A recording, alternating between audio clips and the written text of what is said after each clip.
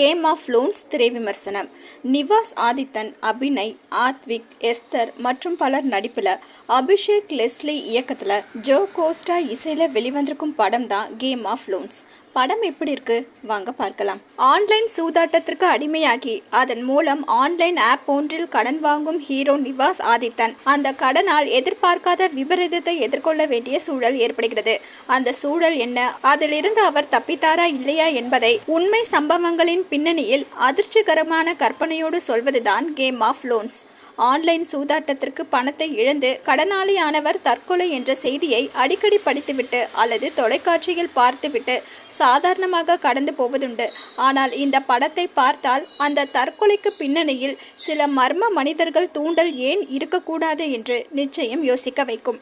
பல படங்களில் சிறு சிறு வேடங்களில் நடித்திருக்கும் நிவாஸ் ஆதித்தன் கதையின் ஹீரோவாக உணர்வு பூர்வமாக நடித்து பார்வையாளர்களை கதையுடன் பயணிக்க வைத்து விடுகிறார். அளவாக நடித்து தனது கதாபாத்திரத்திற்கும் திரைக்கதைக்கும் பலம் சேர்த்திருக்கிறார். நீண்ட இடைவெளிக்கு பிறகு மிக முக்கியமான கதாபாத்திரத்தில் நடித்திருக்கும் அபிநய் தனது ஸ்டைலிஷான நடிப்பு மூலம் வித்தியாசமான குணாதிசயங்கள் மூலம் ஹீரோவுக்கு இணையாக கவனம் ஈர்க்கிறார். அபிநய் உதவியாளராக நடித்திருக்கும் ஆத்விக் சிறிய வேடத்தில் நடித்தாலும் வில்லத்தனம், குணசித்திரம், நகைச்சுவை, கோபம் என அனைத்தையும் அந்த கதாபாத்திரத்தில் புகுத்தி அதை அளவாக வெளிப்படுத்தி அசத்தியிருக்கிறார். பாடல்கள் தேவையில்லாத திரைக்கதைக்கு பின்னணி இசைதான் முதுகெலும்பு என்பதை உணர்ந்து இசையமைப்பாளர் ஜோ கோஸ்டா தனது பின்னணி இசை மூலம் காட்சிகளில் இருக்கும் பதற்றத்தையும் பரபரப்பையும் அதிகரித்திருக்கிறார். ஒரே இடத்தில் நகரும் கதை என்றாலும் ஒளிப்பதிவாளர் சபரி அதை நேர்த்தியாக காட்சிப்படுத்தியிருக்கிறார். ஒரே இடம், அதுவும் குறிப்பிட்ட சிறிய இடம் என்ற சவாலான பணியை மிக சாமர்த்தியமாக கையாண்டு ஒளிப்பதிவாளர் சபரி சபாஷ் வாங்கியிருக்கிறார். ஒரு சம்பவத்தின் மூலம் பல உண்மைகளை சொல்ல முயற்சித்திருக்கும் இயக்குனரின் மனம் புரிந்து பணியாற்றிருக்கும் படத்தொகுப்பாளர் பிரதீப்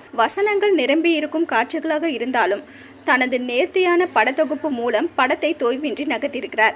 எழுதி இயக்கியிருக்கும் அபிஷேக் லெஸ்லி உண்மை சம்பவத்தின் பின்னணியில் இப்படியும் இருக்கலாம் என்ற அதிர்ச்சிகரமான கற்பனை மூலம் பெரும் அதிர்வலையை ஏற்படுத்தும் ஒரு விஷயத்தை சொல்லியிருக்கிறார். எளிதாக கடன் கொடுக்கும் ஆன்லைன் ஆப்புகள் கடனை திரும்ப பெற பல்வேறு யுக்திகளை கையாள்வதை சிலர் அறிந்திருக்கலாம். ஆனால் அவர்களின் விதிமுறைகளில் ஒன்று மிகவும் அதிர்ச்சிகரமானதாக மட்டுமின்றி அபாயகரமானதாக இருப்பதை சுட்டிக்காட்டியிருப்பதோடு அதை இத்தகைய கடன் தற்கொலைகளுடன் முடிச்சு போட்டு ஒரு அசத்தலான சைக்காலஜிக்கல் த்ரில்லர் படத்தை கொடுத்திருக்கிறார் இயக்குனர் அபிஷேக் லெஸ்லி.